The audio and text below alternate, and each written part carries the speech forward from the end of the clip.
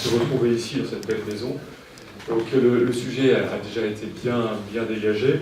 Du point de vue historique, moi je ne suis pas historien, je suis juriste, je dirige donc une organisation non gouvernementale basée à Strasbourg, qui en français s'appelle le Centre européen pour le droit et la justice. C'est une ONG de juristes qui travaille essentiellement sur les sujets donc, juridiques, en particulier à la Cour européenne des droits de l'homme, mais aussi auprès des autres institutions européennes et internationales, et aussi des Nations Unies à Genève, sur les sujets notamment de liberté religieuse, défense de la liberté des chrétiens dans le monde, de l'Église, relations Église-État et autres sujets.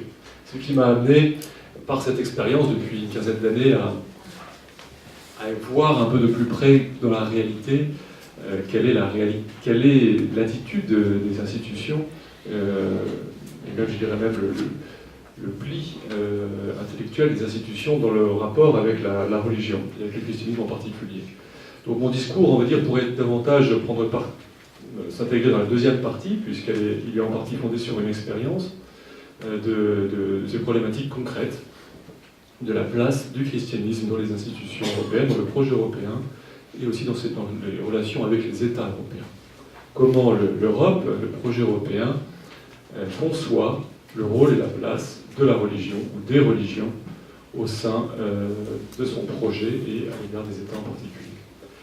Je dirais que c'est un sujet, c'est une question de plus en plus importante aujourd'hui qui revient, et il est nécessaire, je pense, d'avoir une vision assez lucide sur la réalité de l'intention politique européenne, du projet politique européen et de la place des religions.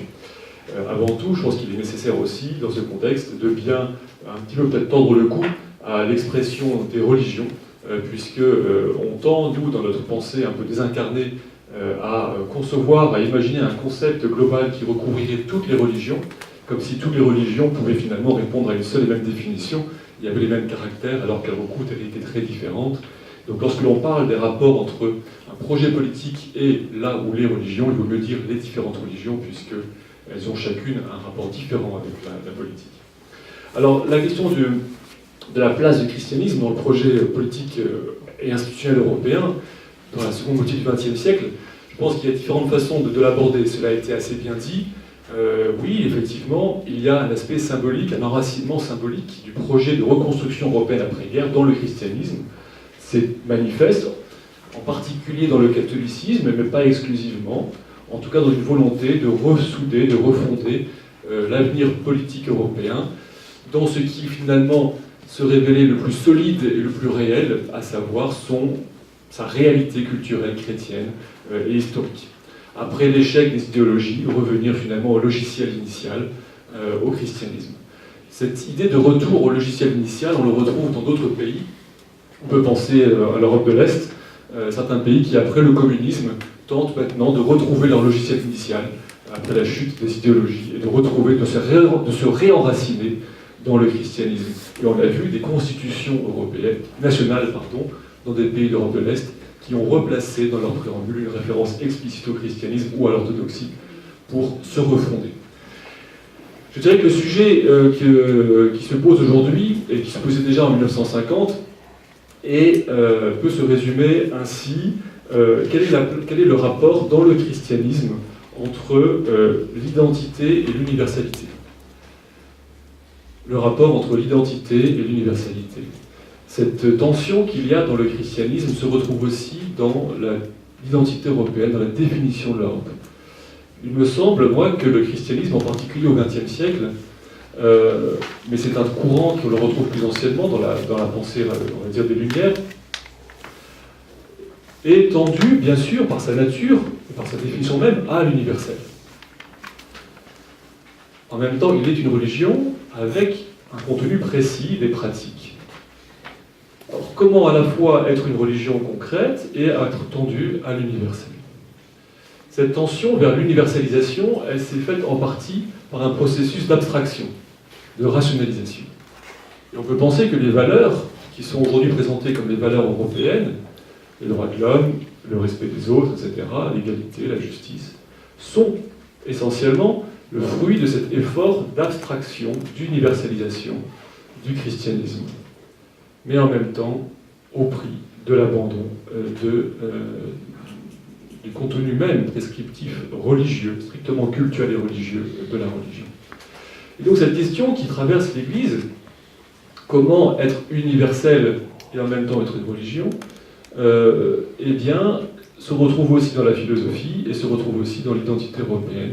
Comment l'Europe peut-elle être à la fois elle-même, donc qu'est-elle, et en même temps, comment peut-elle être universelle? Cette double identité qui paraît contradictoire dès lors qu'on oppose tradition et modernité. Donc je pense que cette contradiction dans le projet européen, dans notre identité, résulte d'un pli intellectuel spécifiquement européen, d'opposition entre la modernité et la tradition. D'autres peuples dans le monde n'ont pas cette opposition inconciliable entre tradition et modernité. Nous l'avons.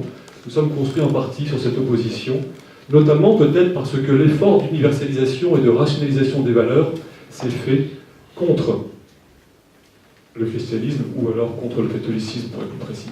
Et donc dans un conflit. D'autres peuples n'ont pas eu ce conflit. Et donc continuent à pouvoir conjuguer modernité et universalité. Donc cette question de ce rapport entre l'universalité et l'identité, on le retrouve évidemment dans la définition des institutions européennes, puisque précisément, déjà en 1950, lorsqu'on a voulu fonder, après la Seconde Guerre mondiale, lorsqu'on a fondé les institutions du Conseil de l'Europe, le Conseil de l'Europe en particulier, puis de l'Union européenne, s'est posé la question de la mention explicite du christianisme comme source et fondement du projet politique européen. Déjà, pour le Conseil de l'Europe, donc dans l'immédiate après-guerre, cette question, lors de la rédaction des statuts du Conseil de l'Europe, avait été débattue. Et plutôt que d'intégrer une référence explicite au christianisme, déjà à cette époque, on avait préféré l'omettre, pas même mentionner une référence à la religion, mais encore, selon ce processus d'abstraction, faire référence simplement à des valeurs spirituelles et morales. Et donc, on a fondé dans le préambule du statut du Conseil de l'Europe cette institution sur les valeurs spirituelles et morales qui sont le patrimoine commun des peuples européens et qui sont à l'origine de l'idéal de liberté, de démocratie, d'état de droit, etc. Donc on voit bien, effectivement, ce non-dit, cette abstraction, mais en même temps très implicite et avec peu de contenu, cette référence aux simples valeurs morales et spirituelles, qui sont non pas définies quant à leur origine, mais quant à ce qu'elles produisent. Ces valeurs spirituelles et morales, on ne dit pas qu'elles viennent de Rome, de Jérusalem ou d'Athènes, on dit simplement qu'elles produisent l'idéal de démocratie, de liberté, d'état de droit. Donc finalement, elles ont une valeur pour autant qu'elles peuvent être utiles aujourd'hui au projet politique porté. Donc voilà la question de l'identité dans les textes. Déjà à l'époque rejeté, ce rejet a été renouvelé une seconde fois lors de la négociation, de la discussion sur le projet de constitution pour l'Europe.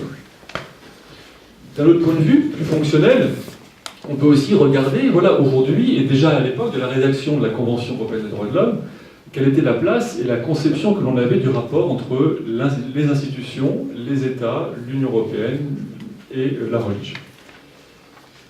Concernant les droits de l'homme, et en particulier la liberté de religion et de conscience, sont le lieu, l'instrument par lequel on organise les relations entre les personnes et la religion, mais plus généralement entre les autorités publiques et la religion. C'est l'instrument de régulation. La Convention européenne des droits de l'homme, dans son article 9, définit la liberté religieuse. Il n'y a pas de mention de la laïcité dans le projet du Conseil de l'Europe, ni même dans le projet de l'Union européenne, mais d'une certaine manière, la laïcité est tenue implicitement présente de façon fonctionnelle par les mécanismes juridiques mis en œuvre. La Convention européenne des droits de l'homme n'est pas une invention spécifiquement européenne. Elle est avant tout une application au continent européen d'un projet et d'une pensée d'origine européenne, mais à vocation universelle. La Convention européenne est une application locale, une mise en œuvre locale de la Déclaration universelle des droits de l'homme. Ce serait donc une erreur que de penser qu'elle est un projet spécifiquement européen.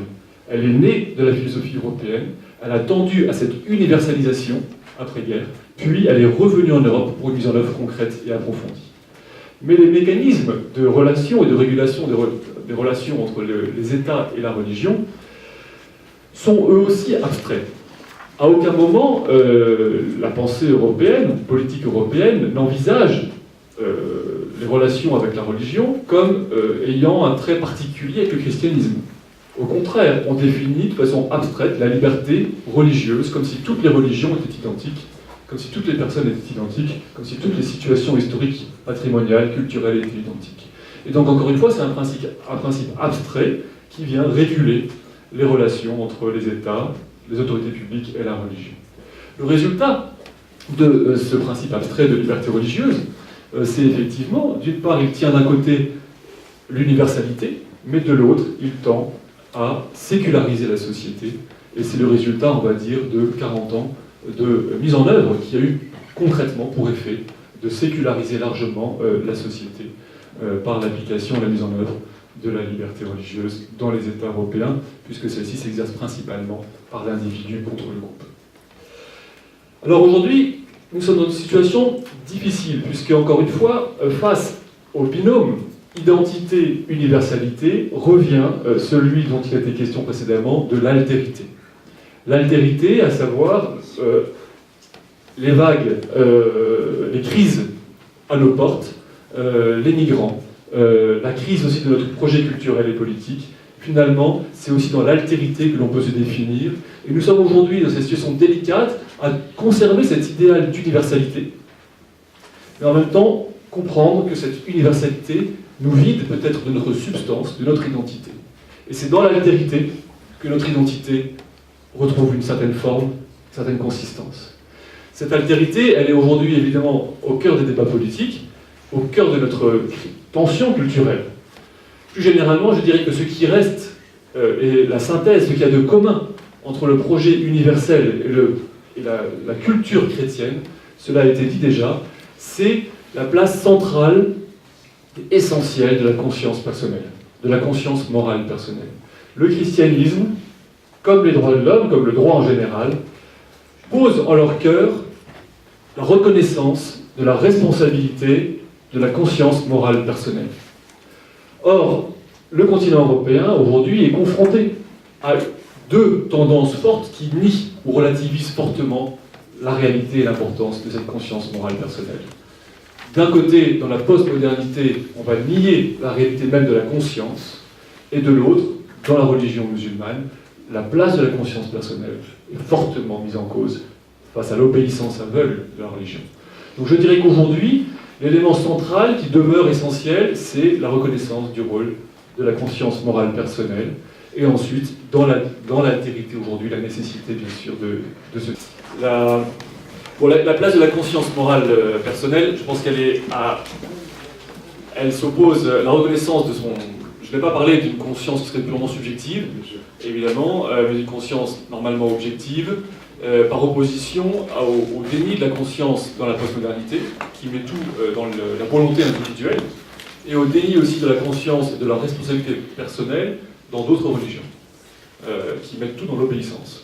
Or, il me semble que ce qui est important est la valeur de notre culture, en tout cas l'élément ultime, d'un point de vue non religieux, mais l'élément ultime, c'est précisément la reconnaissance de cette boussole, de cette conscience morale et de cette responsabilité personnelle qui va nous obliger à faire le bien et éviter le mal. Et alors maintenant, ce que vous décrivez, et qui est une vraie maladie intellectuelle peut-être de nos institutions européennes, relève plutôt, je pense, de la postmodernité. Ça veut dire du fait qu'on remplace la conscience dans le rapport à l'objectivité par la volonté individuelle. Et donc il y a, dans cette évolution profonde des institutions européennes et même de la culture, une radicalisation, comme je le dis, donc une forme d'imposition par la force de choix de société. C'est le cas au Parlement européen, c'est aussi le cas, il faut le reconnaître, à certains égards à la Cour européenne des droits de l'homme, dans certains sujets. Donc une volonté d'imposer avec la conviction de détenir le bien, la vérité, sur ce que devrait être une société européenne, et même au-delà, juste et équitable. Il me semble que cette situation, elle résulte, encore une fois, de cette volonté d'universalisation par abstraction. C'est-à-dire que finalement, on va faire abstraction du sexe des gens, pour essayer d'atteindre une forme d'essence pure de l'être, qui serait totalement, finalement, réduite à la volonté. Donc le projet européen était fondé encore, après la Seconde Guerre mondiale, encore sur une forme de compromis démocrate chrétien, avec une certaine anthropologie chrétienne humaniste, avec une idée de personne, c'était le personnalisme d'après-guerre. Aujourd'hui, c'est terminé, on est dans l'individualisme pur, on ne sait plus du tout ce que sont les personnes, ce que serait la nature humaine, et par abstraction, par purification, on va dire, de la notion de personne, émerge l'individu seul, qui s'exprime par lui-même, qui dit qui il est, qui affirme sa volonté, et qui est finalement le maître. Et donc, c'est encore une fois cette forme d'universalisation, d'abstraction, qui, je pense, est à l'œuvre, et donc amène à la reconnaissance de ce genre de texte. Je vais finir. Je vous remercie.